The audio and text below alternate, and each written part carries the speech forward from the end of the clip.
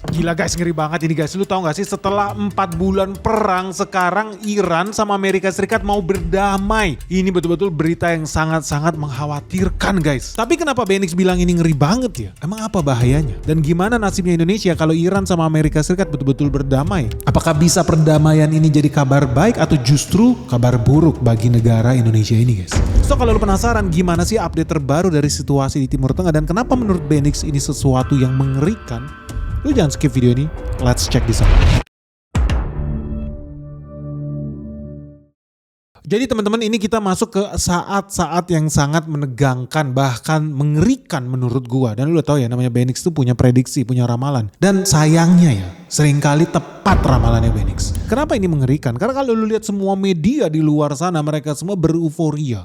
Mereka semua merayakan perdamaian sudah tiba. Semua orang kesenangan guys. Karena sudah resmi negara Iran sama Amerika Serikat tanda tangan MOU. MOU itu isinya apa? Perjanjian kesepakatan untuk berdamai mengakhiri perang. Bukan cuma gencatan senjata, enggak. Tapi perdamaian yang permanen. Dan ini udah sesuai dengan pernyataan Gedung Putih. Jadi Gedung Putih udah bilang Presiden Amerika Serikat Donald Trump sudah menandatangani MOU atau nota kesepahaman untuk mengakhiri perang dengan Iran di Versailles, Prancis. Dan penandatanganan ini memang gak diundang sih sama media, tapi banyak bocoran tuh dari orang-orang yang bawa handphone di sana. Memang terbukti Donald Trump itu udah tanda tangan dan dia juga sudah bilang dia sudah taken itu agreementnya. Jadi ini gak ngadi-ngadi, bukan berita hoax guys. Memang faktanya Donald Trump sangat menginginkan perdamaian ini terjadi. Tapi yang jadi pertanyaan besar guys, kenapa ketika mereka udah tanda tangan perjanjian ini, Rusia, salah satu negara superpower dengan kekuatan nuklir ya, malah bilang perdamaian ini masih rapuh,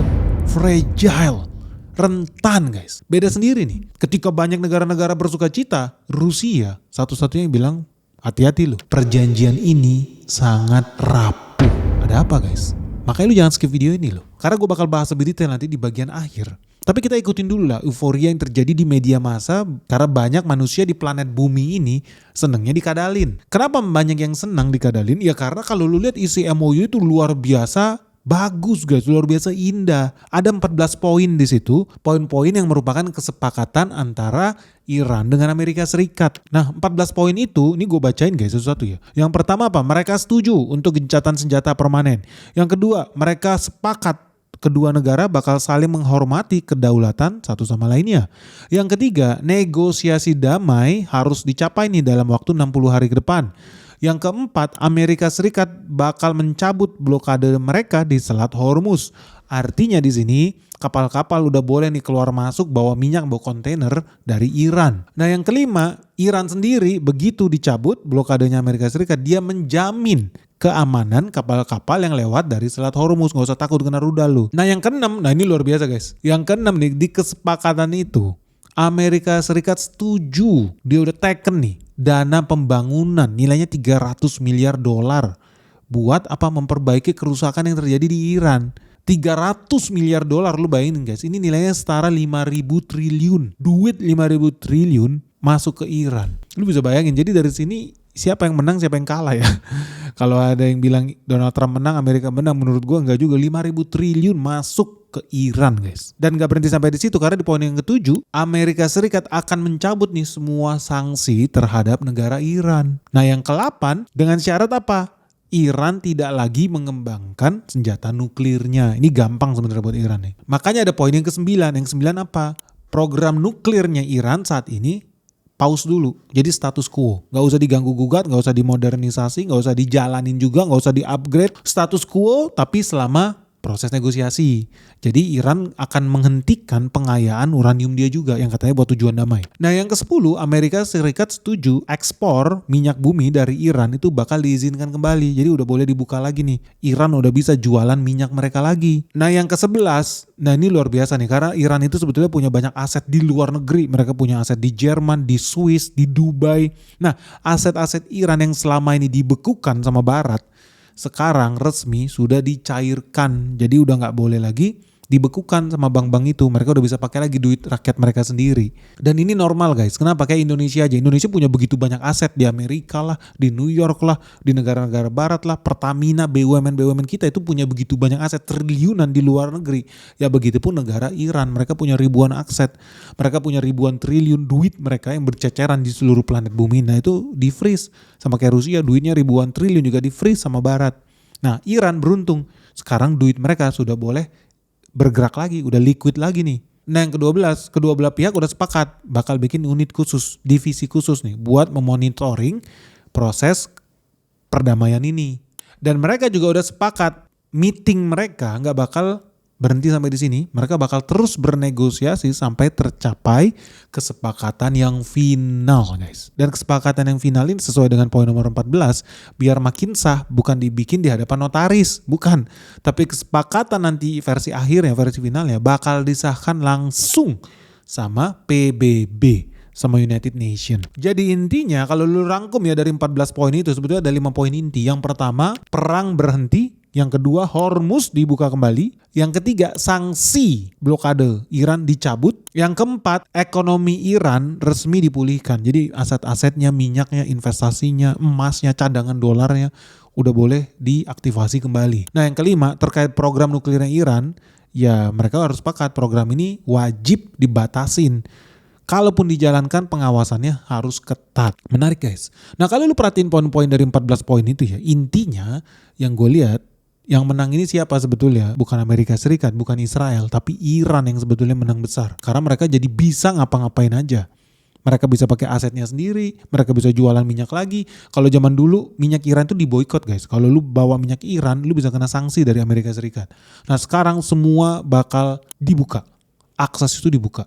Dan bukan cuma berhenti sampai di situ, Amerika Serikat juga bakal bawa duit 300 billion dollar, 300 billion dollar itu lebih dari 5.000 triliun rupiah loh. Dana rekonstruksi buat apa? Membangun Iran kembali yang udah dihancurkan sama Israel, sama Amerika Serikat. Mereka bakal bangun kembali. Nah kalau dari sini udah lihat ya kayaknya positif banget ya Amerika Serikat. Dan ini agak konyol karena dari kemarin Donald Trump tuh selalu bilang Barack Obama melakukan kesalahan fatal ketika Amerika Serikat di era Barack Obama berdamai dengan Iran supaya Iran gak mengembangkan senjata nuklirnya. Barack Obama itu bikin perjanjian Amerika Serikat bakal ngasih dana bantuan. Inilah ya ratusan triliun. Dan itu dikata-katain terus sama Donald Trump. Kok Amerika Serikat mau aja dibodoh-bodohin? Nah sekarang gilirannya dia ternyata dia kasih duitnya ribuan triliun guys buat Iran.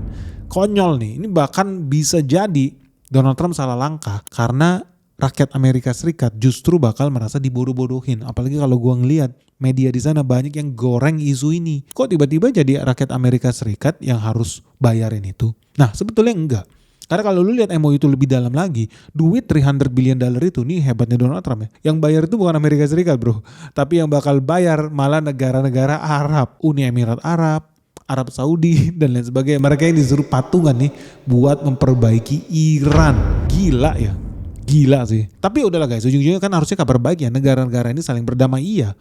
Bahkan sampai Cina aja ikut ke bawah euforia ini guys. Kenapa? Cina langsung bilang, lu gak bisa menyelesaikan masalah menggunakan kekuatan militer. Dengan menekan pakai kekuatan politik lu, itu gak bakal menyelesaikan masalah. Dia bilang yang bisa menyelesaikan masalah adalah menggunakan dialog, negosiasi. Itu yang dibilang sama Beijing guys. Jadi gak usah heran juga kalau Beijing itu setuju. Kalau mereka meeting lagi, negosiasi damai lagi, kembali lagi ke meja perundingan. Bukan main tembak-tembakan terus. So Beijing ya menyambut baik Amerika dan Iran mau berdamai. Dan gak cuma Cina kok. Banyak negara-negara lain yang juga langsung menyambut positif nih perdamaian Iran dengan Amerika Serikat. Contohnya Perdana Menteri Australia, Anthony Albanese. Dia bilang apa? Pemerintah Australia menyambut baik perdamaian Amerika Serikat dan Iran. Negara Australia sudah lama bilang harusnya segera akhiri dong konflik ini. Deeskalasi dong.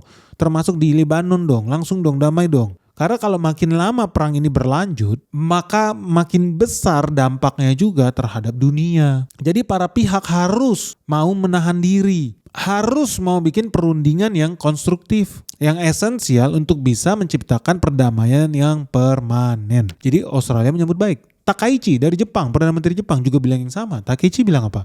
Jepang itu sangat-sangat berharap lalu lintas kapal-kapal yang melewati Selat Hormuz harus bisa berjalan dengan aman. Dan mereka berharap perjanjian terkait nuklirnya Iran semoga bisa segera tercapai kesepakatan di sana. Jadi Jepang juga sangat-sangat menunggu nih perjanjian damai ini. Wajar aja lah. Mereka kan kekuatannya ekspor mobil dinosaurus. Kalau bahan bakar dinosaurusnya aja makin lama makin mahal, siapa lagi yang mau beli mobil-mobil Jepang ini? Jadi wajar kalau Jepang itu kelojotan kayak kesenangan mereka. Tapi inget loh, menurut Benix, guys, ngeri banget ini guys. Perang di Timur Tengah tambah panas dan ujung-ujungnya harga minyak dunia pasti tambah naik. Artinya nih bakal makin banyak loh perusahaan-perusahaan di Indonesia yang tambah rugi, tambah nyungsep. Termasuk juga saham-saham yang ada di IHSG guys. So terus gimana nih caranya supaya lu nggak tambah rugi, lu nggak tambah miskin, lu nggak tambah nyungsep lebih dalam lagi guys? Sebetulnya caranya gampang guys, karena ada di Sekolah Saham Benix season 10 yang resmi dibuka lagi nih. Nah di sini seru banget guys, karena kali ini lu bakal belajar ya cara menghindari saham-saham yang pasti tambah nyungsep, yang pasti tambah rugi. Dan bukan cuma itu, lu juga bakal belajar cara menemukan nih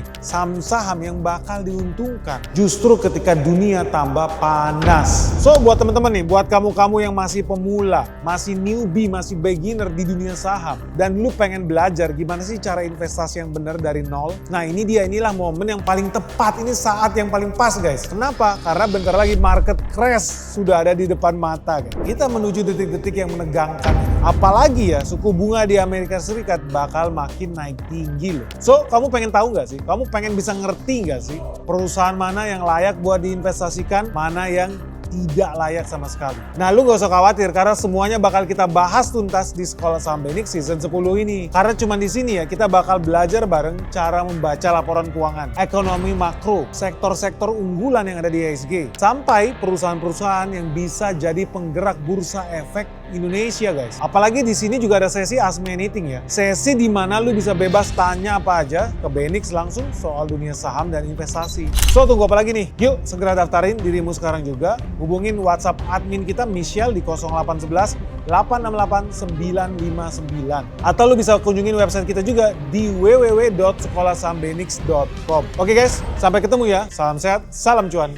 tapi inget loh, menurut Benix justru ini kabar buruk. Makanya lu jangan skip video ini dan gue akan kasih tahu sama lu kenapa ini kabar buruk tapi banyak pemimpin dunia yang halu guys. Termasuk pemimpinnya New Zealand. Lu tau mereka punya pemimpin namanya Winston Peters. Itu Perdana Menteri yang baru di New Zealand gantiin yang dulu cewek tuh yang hobinya dugem.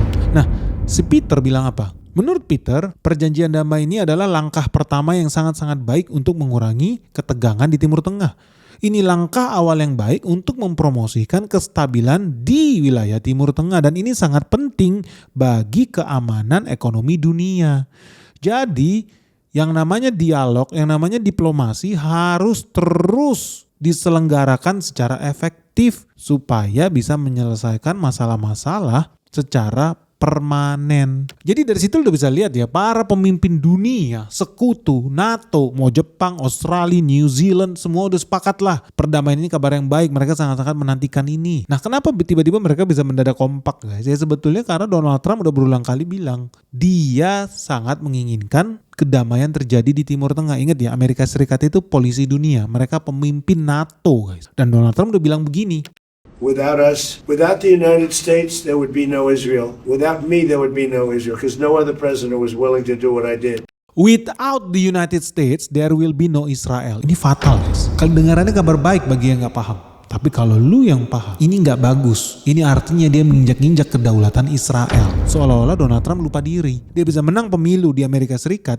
Karena apa? Ya sponsor duit-duit dari lobby-lobby para pengusaha oligarki negara Israel itu guys. Ngeri nih Donald Trump nih. Karena juga dia udah bilang berulang kali, lu gak bisa berperang dengan gayanya Israel. Cuma demi nari 1-2 biji lu ratain satu gedung apartemen, lu bunuh rakyat-rakyat sipil. Menurut Donald Trump itu gak bener guys. Dan dari situ lu udah bisa lihat, artinya Amerika Serikat memberikan sinyal yang salah nih. Dan sinyal ini langsung dibaca sama Israel. Israel langsung kasih komentar apa? Beda sama Australia, beda sama Jepang, beda sama pemimpin dunia NATO lain. Israel langsung bikin komentar, Israel sudah siap berperang dengan Iran. Bahkan mereka siap berperang sendirian. Ngeri loh. Mereka benar-benar tersinggung harga diri mereka ketika dibilang tanpa Donald Trump, tanpa Amerika Serikat, there will be no Israel.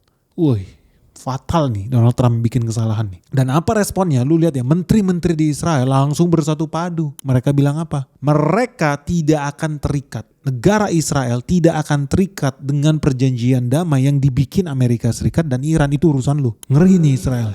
Hati-hati lu. Dan IDF, Israel Defensive Force, Tentara Nasional Israel, itu bakal tetap menjajah negara Lebanon. Dan mereka kemungkinan besar nih bakal tetap nyerang Iran, guys. Dari sini udah tahu loh. Kenapa ketika negara-negara lain bersuka cita dengan perdamaian yang terjadi di Timur Tengah, Rusia malah bilang peace is still fragile.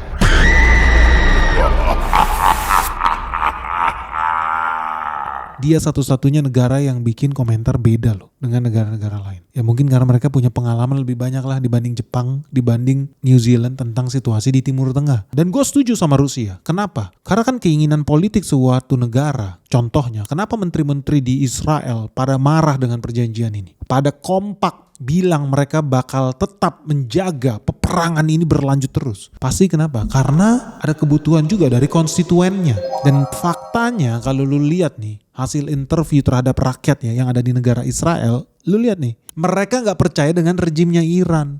Menurut rakyat-rakyat di Israel, ini cuma acting.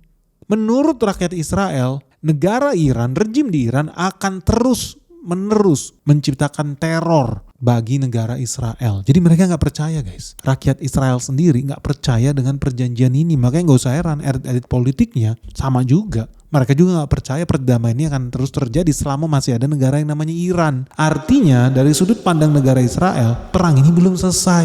Dan mayoritas rakyat di Israel itu udah bilang, lu tuh gak bisa negosiasi dengan IRGC, Iranian Revolutionary Guard. Jadi garda revolusinya Iran, gak bisa. Beda. Lu negosiasi dengan negara-negara barat, dengan negosiasi sama IRGC itu beda, guys. Gak bisa disamaikan menurut rakyat Israel. Karena menurut mereka, kalau lu negosiasi dengan pemimpin-pemimpin negara yang lain, lu masih bisa pakai logika. Tapi kalau bernegosiasi dengan IRGC, lu itu sedang bernegosiasi dengan orang yang menggunakan logika yang fanatik. Bukan berdasarkan ya logika dunia internasional pada umumnya. Nah ini menurut rakyat Israel lah. Intinya sih menurut gua, kompak mereka tidak menginginkan perdamaian ini terjadi. Karena perdamaian ini ternyata membuktikan bahwa Iran menang, sekutu kalah. Itu yang bikin mereka sakit hati, guys. Bukannya Iran tambah lemah, justru malah Iran bakal dapat duit 5.000 triliun, itu kan bodoh. Dan lebih seru lagi, inilah rahasianya, guys. Makanya lu jangan skip video ini ya. Kenapa Benix yakin ini adalah kabar buruk? Dan apa konsekuensinya ya buat negara-negara yang gak siap? Negara-negara halu seperti Jepang, New Zealand, Australia, dan banyak lagi lah. Lu tahu, situasi yang terjadi di Israel ketika mendengar perdamaian ini ternyata sama persis situasinya dengan rakyat Iran sendiri. Karena ketika ditanya rakyat Iran dengan perdamaian ini seneng apa enggak, responnya seperti apa, lu tahu jawaban mereka. Ternyata responnya rakyat Iran sama persis dengan responnya rakyat Israel. Rakyat Iran tidak percaya dengan perjanjian damai ini. Rakyat Iran yakin mereka bakal terus dibom, akan terus dibunuh, diteror sama Israel. Mereka gak percaya sama sekali. اصلا هیچ امیدی به اجرای توافقنامه ندارم برای اینکه آمریکا بارها خودش رو به ما اثبات کرده که یه دروغگویی بیش نیستش. Dan ini logis.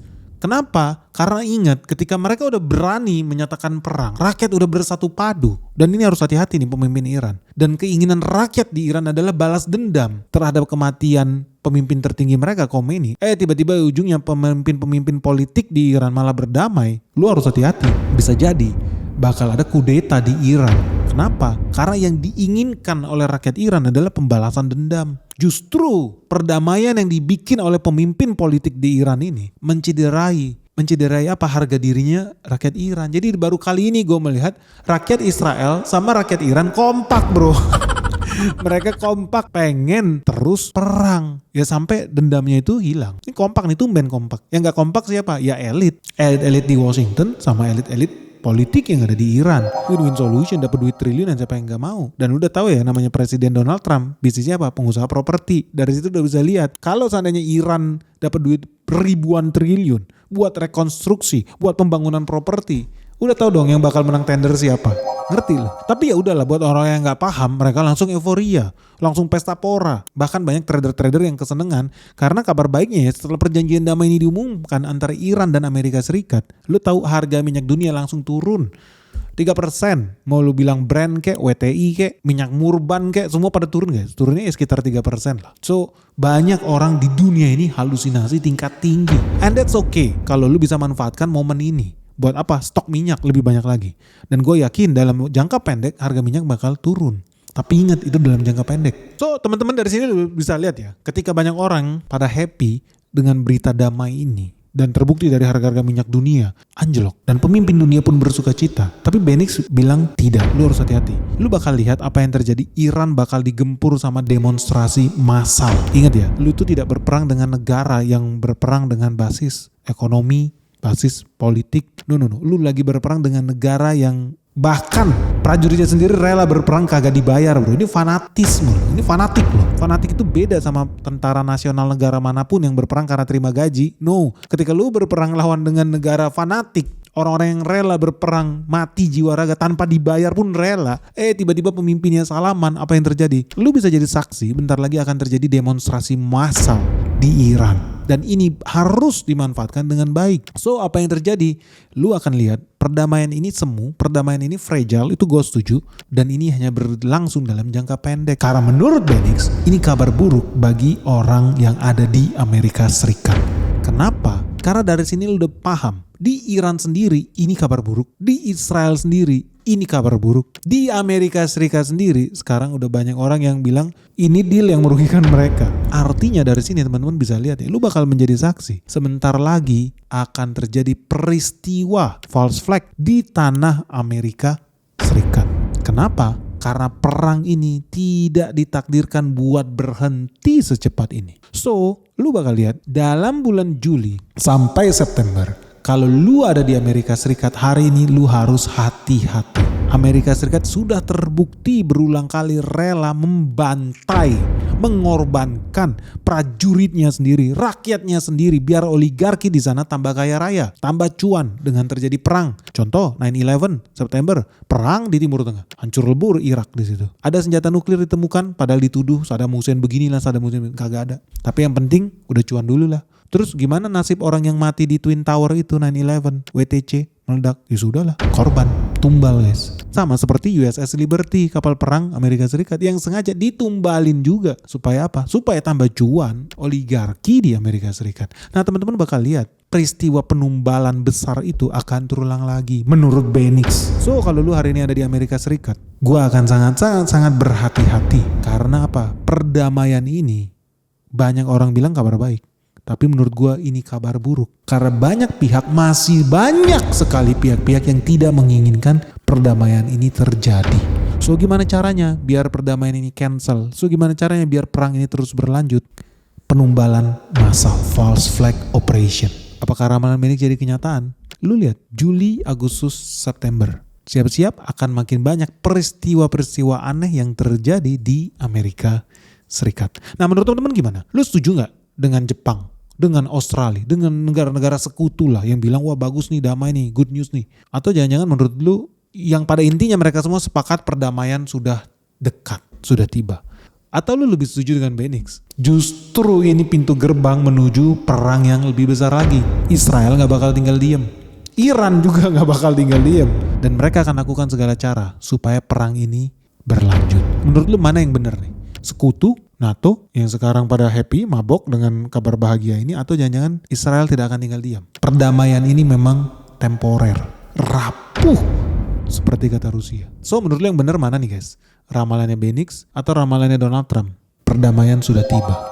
Dan yang paling penting gimana ya nasibnya Indonesia? Indonesia bisa memanfaatkan gak sih perdamaian semu yang terjadi dalam waktu singkat ini menurut prediksi Benix? Apakah Indonesia bisa santai-santai aja atau justru ini peluang nih buat kita segera transisi energi kita, transisi pangan kita yang selama ini mengandalkan banyak bahan-bahan impor, transisi kebutuhan pupuk kita. Indonesia harus segera nih swasembada pangan, swasembada energi. Jangan lagi kita jadi budak gandum Amerika Serikat. Kita jadi budak kacang kedelai Amerika Serikat. Justru perdamaian ini bisa jadi momen nih buat kita segera melakukan substitusi besar-besaran ke hasil produksi dalam negeri sendiri. Stok minyak dalam jumlah besar untuk menciptakan stabilitas di dalam negeri selama kita masuk ke dalam periode transisi itu. Atau justru kita harus tenang-tenang aja, toh bakal murah harga minyak bumi ini, ngapain lagi kita harus swasembada energi? Gimana menurut lo? Toh Selat Hormuz udah bakal dibuka lagi, toh Donald Trump udah shake hand, Donald Trump udah tanda tangan, santai-santai aja. Menurut lo gimana guys? Sharing dong pendapat kalian di kolom komentar di bawah ini. Menurut lo ini perdamaian yang permanen atau jangan-jangan ini perdamaian yang rapuh seperti keripik tempe yang kita impor dari Amerika guys. Ditunggu guys pandangan kalian seperti apa di kolom komentar di bawah ini. Jangan lupa segera subscribe channel Benix dan like video kita sebanyak-banyaknya. Salam sehat, salam cuan, bye-bye.